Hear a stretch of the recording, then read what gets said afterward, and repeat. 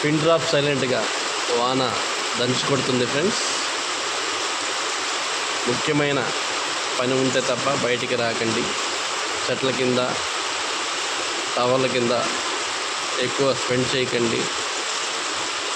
పిల్లల్ని, పెద్దవారిని చాలా జాగ్రత్తగా చూసుకోండి. ఈ 2 రోజులు వర్షం 2 రోజులు ఉంటుందంట. కనుక నా తరపు నుంచి మీ అందరికీ జాగ్రత్త తెలియపరుస్తున్నాను ఫ్రెండ్స్. ఎక్కడ కానీ మేఘం